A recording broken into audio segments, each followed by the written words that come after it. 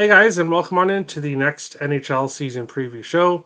And today we're going to be talking all about the Pittsburgh Penguins, their 2023-2024 season preview. And with me to do that is Harrison. You can find his Twitter link in the description below. Of course, he has his own hockey podcast with some other guys that will be coming on a future show. So make sure to give them a follow. Twitter link will be in the description below for that as well. We're going to jump right into it. We are going to start with additions and subtractions for the Penguins in this offseason. And if you watched yesterday's show, the New York Islanders, where they had two subtractions and one addition, Pittsburgh decided to do it a little bit differently. After missing the playoffs, Pittsburgh has decided to change things up. Of course, we have the general manager change as well, which I'm sure Harrison will get into a little bit. But for me, looking at this list of additions and subtractions, I said on yesterday's show, on the Islander show, that when you make the playoffs by 1 point and you just stand pat and don't do anything, especially when you're an older team, that's not the type of offseason I think a team should have.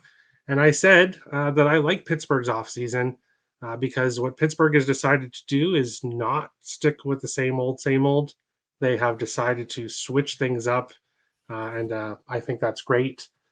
Overall, I'm not going to go through every player because we'll be here for a couple hours. But as you can see, there's a big long list of players. I really like Riley Smith. I think that's a really great addition for the Penguins to add.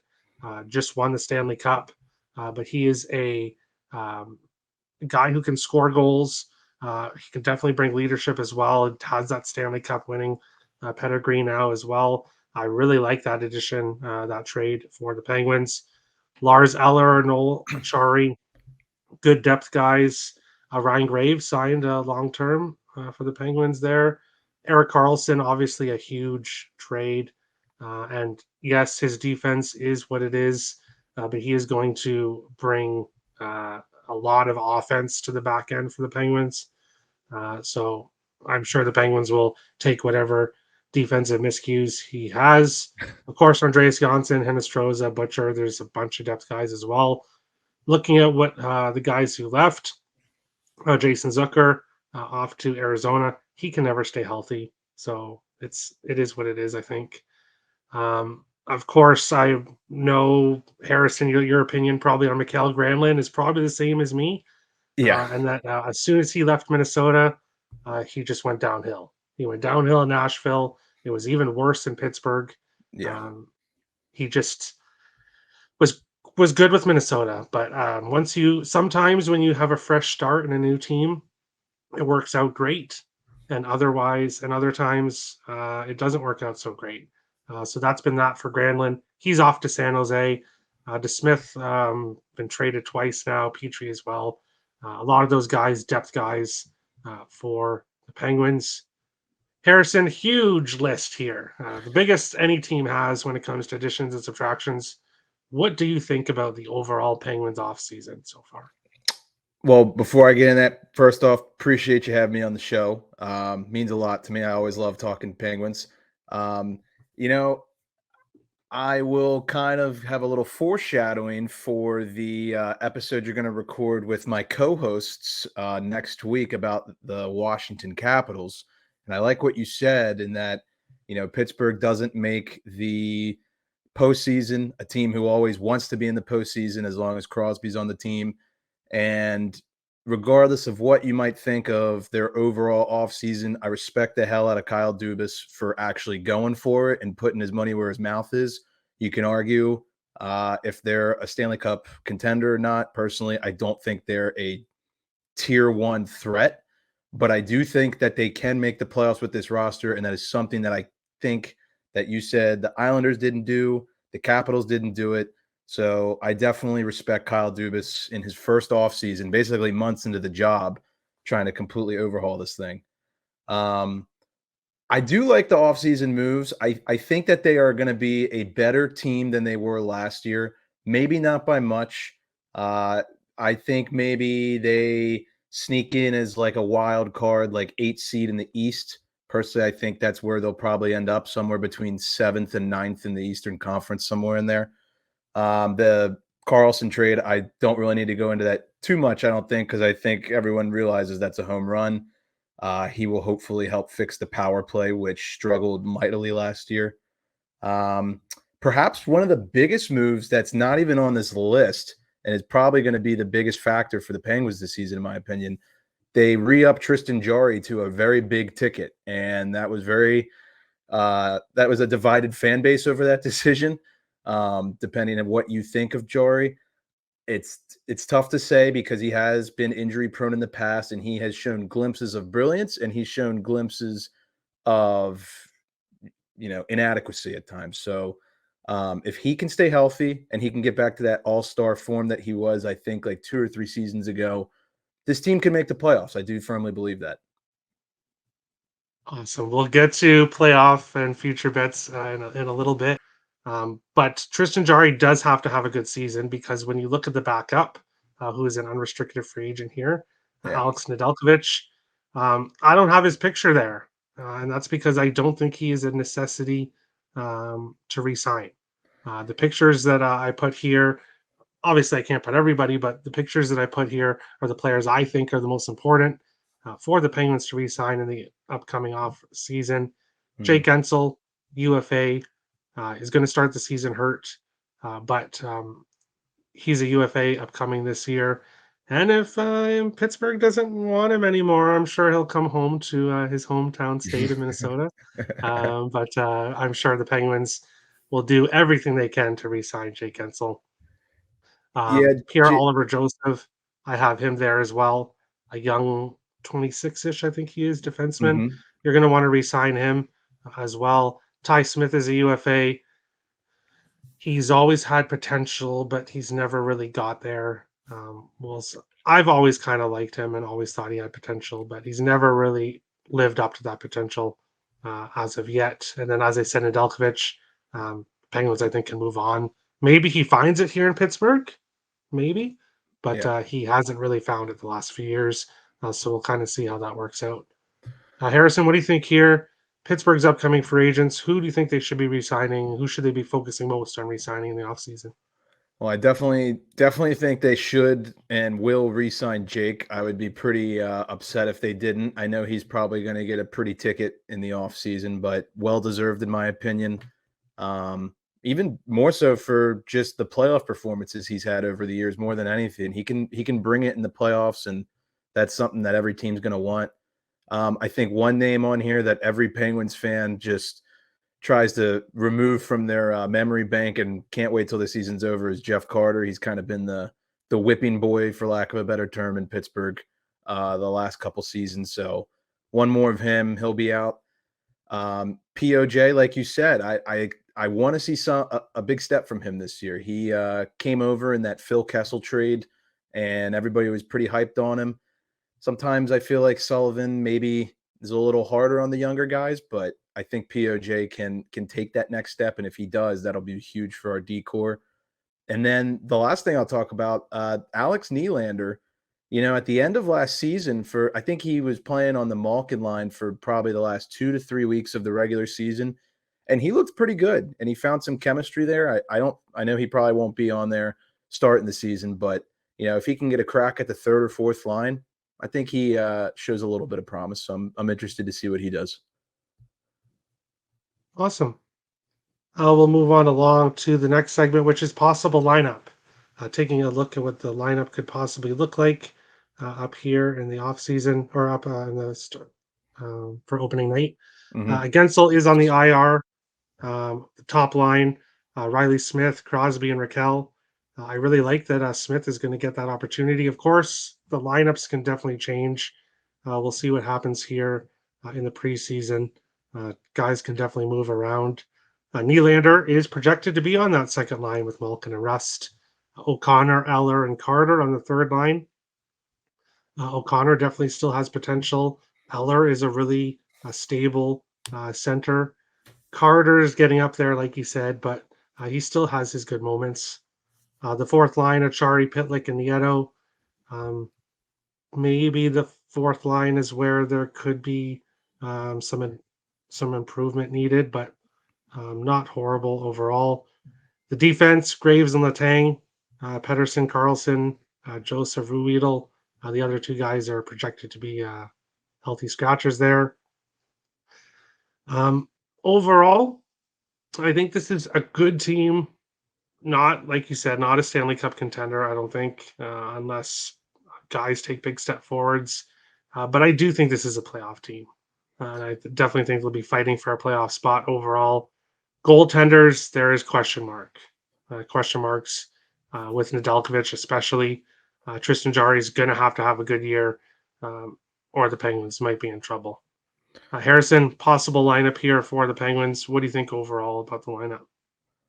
I don't mind it. Like I said, I think the defense looks so much better in my opinion than it did last season. And that's going to be the biggest thing for us. I already touched on the Jari situation. He's just going to have to play well. I mean, there's no way around it.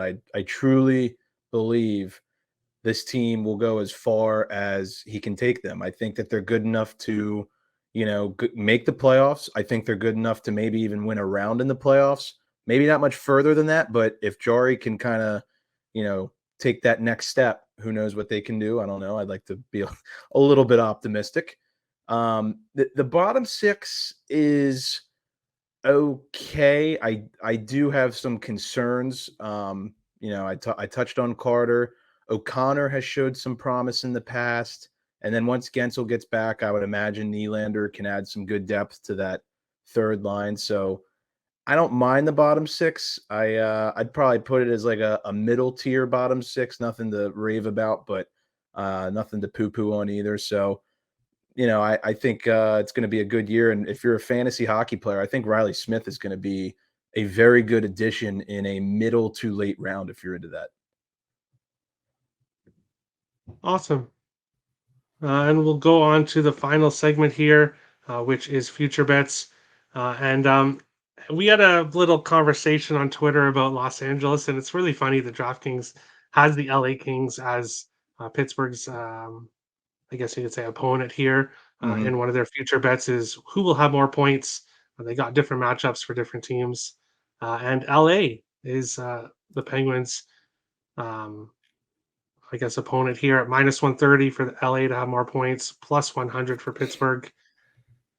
And I am lower on the LA Kings than some people, than quite a few people. Um, but I still think they probably do have more points than Pittsburgh. But I don't think it's going to be a crazy big amount. So I'm not going to lay minus 130, but I do think that's probably the right side, Mhm. starting with that. Carlson to win the Norris plus 2,000. Hey, if he has a big year here in Pittsburgh, there's definitely guys around him that could help make him better, and that could be a sneaky little look there. Plus 2,000. Jari wins. He had 24 last year in 47 games. DeSmith played in 38. Yeah, it's a lot.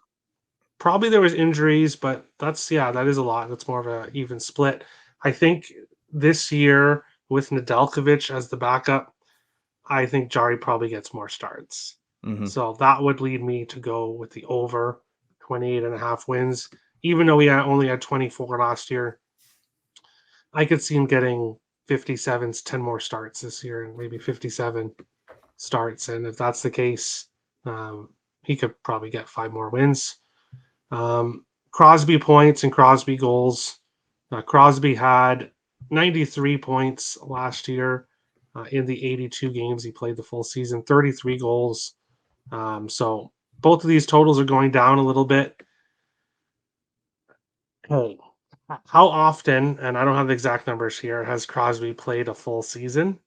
I Yeah, don't not think often. it's that many times. So assuming maybe he misses 5 games, maybe 10 games, hopefully not nothing more than that, it might be tough for him to hit these totals. But I see a better year from the Penguins this year, and it's possible that Crosby could even have a better year. So I'm not pulling the trigger on over or under when it comes to that. Point total 97 and a half. I'm not pulling the trigger there on anything. Unfortunately, the Pittsburgh Penguins are a team that I just don't have any future bets on. I think they make the playoffs, but it's minus 205. So there's nothing I can do with that either. And I don't like the other four bets there with future bets. So for me, I'm not pulling the trigger on anything. If I did have to recommend something, I think you sprinkle on Carlson to win the Norris at plus 2,000. Obviously, sprinkle, but that's, I think, has very good value here on this board. What do you think here, Harrison, for future bets for the Penguins? I like Jari over wins. I do agree with what you're saying. I think he's going to have to play more, and if they're a playoff team like we both think they will be, then I think he's going to have to probably get 30 wins if they're going to make the playoffs. Minus 205 to make it. That's a steep price. I love my team, but I will be realistic. That's a steep price to pay. I'm not really sure I agree with that completely. I'd probably price that more at like a minus 150 range or so. Points total probably wouldn't touch that. If Crosby stays healthy, I do really believe he'll get over 90 and a half points.